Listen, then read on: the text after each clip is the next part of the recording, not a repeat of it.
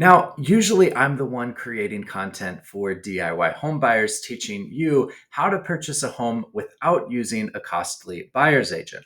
Why? Well, because you're able to reduce transaction costs, usually by about 3%, resulting in greater savings for you. And I just believe that there's nobody better equipped to look out for your best interests other than you. So, most people have the competence to represent themselves. They just lack the confidence. And I believe that by creating educational materials, I can provide you with the confidence that you need to have a better home buying experience. But that's not the point of this video. The point of this video is to directly address buyer's agents with the message of do your damned job.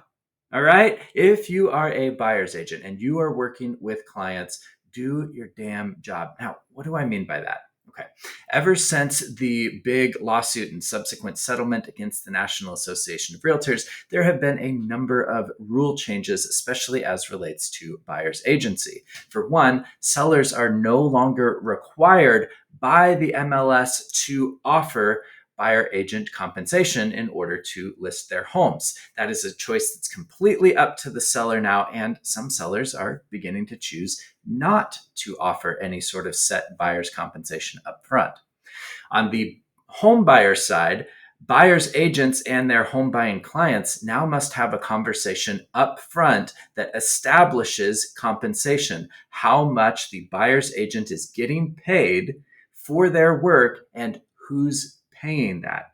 Ultimately, with these agreements, the home buyer is on the hook for whatever percentage it is that they negotiate with the buyer's agent. However, most buyer's agents are leaning on the idea that the seller will still pay the buyer agent fee so that the home buyer doesn't have to come out of pocket, which is a really big deal, right? Because especially if you're buying a $700,000 home and the buyer agent commission is 3%, that's $21,000. And most home buyers don't have an extra $21,000 cash that they're wanting to bring to the closing table to pay their buyer's agent. So most home buyers are dependent, if not at least strongly incentivized towards having the seller pay their buyer's agent. Well, this creates a little bit of uncertainty, right? Because sellers, again, don't have to offer compensation. And buyer's agents, they want to get paid. And home buyers don't want to have to pay these agents out of pocket. And so, in most of these buyer broker services agreements or the buyer agency agreement that home buyers and their agents sign, there's a little clause, a little box that you can check to say, as a home buyer, I don't want to see any homes where the seller isn't offering compensation. And buyer's agents are taking full advantage of this checkbox. And here's the thing, it pisses me off. This is why I'm saying buyer's agents, do your damned job. Because here's what happens. When a home buyer checks that box, it means that the buyer's agent is no longer required to show the home buyer any house that doesn't offer a buyer agent compensation, which means that the home buyer may well be missing out on some of the best suited homes for them simply because the seller isn't offering compensation. And that might make sense, right? It sounds like that's what the buyer wants. But frankly, this is a thinly veiled attempt at steering and placing pressure upon sellers to continue to offer some sort of buyer agent compensation, generally at an inflated, artificially set rate in each general locale. And we've got to get away from this. A good buyer's agent should come to their client and say, hey, yeah, we need to talk compensation. Here's what my fee is. It's negotiable. Let's work on a rate that works for both of us. You set that rate. We'll go with 3% here. Set the 3%. And then when we get to the box that says, I will not show homes that do not offer buyer agent compensation, a good buyer's agent should never, ever, ever, ever, ever, ever check that box. Because a good buyer's agent is there to represent their client's very best interests and help them find the best home at the best possible price and terms for that home buyer, which means they should be able to see, and the buyer's agent should want to show every freaking available home on the market. There should be nothing excluded, because if it is the best possible home for my client, I want for them to see it whether the seller is offering compensation or not, because I, as a buyer's agent, would feel like that is my duty to my client. That is why the buyer is hiring me. That is literally the highest form of value that I provide, is getting them into the best possible home for them. So why would I let a home buyer check a box that may exclude the best possible home for them? That's crazy to me. Now, is there a risk, right? If you don't check that box, is there a risk that the best possible home for a buyer that a buyer's agent is working with, that seller doesn't offer any sort of buyer agent compensation? Yes. Yes, there is that risk. What do we do in that situation then? Well, if I was the buyer's agent, here's what I would tell my client.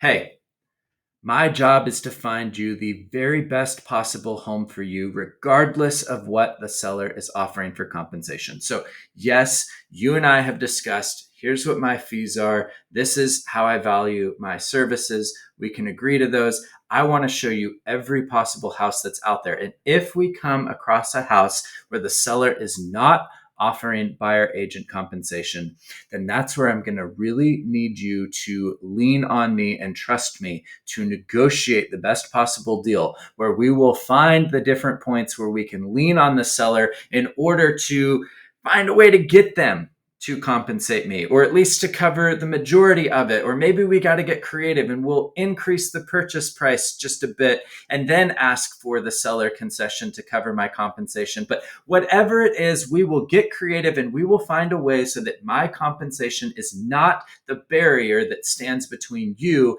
and the very best home for you. Now, most buyers, they're just thinking about the dollars and cents. They're not necessarily thinking about the most creative ways of negotiating a deal, which, again, side note, is why I'm creating the content that I'm creating, is to teach home buyers how to get creative in their negotiations without having a buyer's agent. But that's a whole nother video. Check those out. For the purposes of this video, a good buyer's agent says, my job is to handle the creative negotiation. My job is to prove my worth. My job is to figure out how I'm going to get compensated by doing the best possible job, by doing my damn job for my client. That's what buyer's agents need to be doing. They need to be the ones taking on the responsibility of finding the best home for their client, figuring out the compensation complexities, and not placing that burden upon their clients, not letting their clients self-steer themselves out of the best possible home for them. So I'm really, really tired of seeing buyer's agents not showing their clients homes where the seller isn't offering compensation.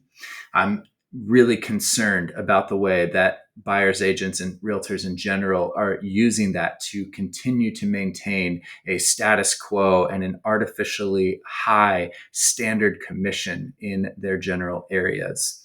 I do think that sellers should always leave the offer of buyer agent compensation to be determined based upon the review of offers, instead of offering any sort of set amount up front, and that buyer's agents should be prepared to negotiate their compensation on behalf of their client whenever they are writing an offer. So buyer's agents, do your damn job. Do not allow your clients to skip out on what are potentially the best possible homes for them simply because there's a higher risk of you not getting paid exactly what you want to or anticipate. Find a way, figure it out, get your client the best possible home. I had to get that off my chest. Let me know what you think in the comments below.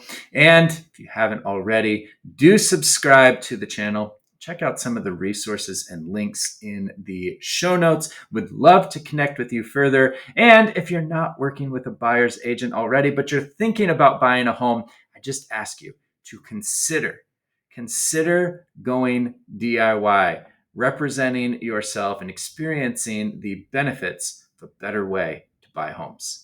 All right, I'll see you all in the next one. Thanks.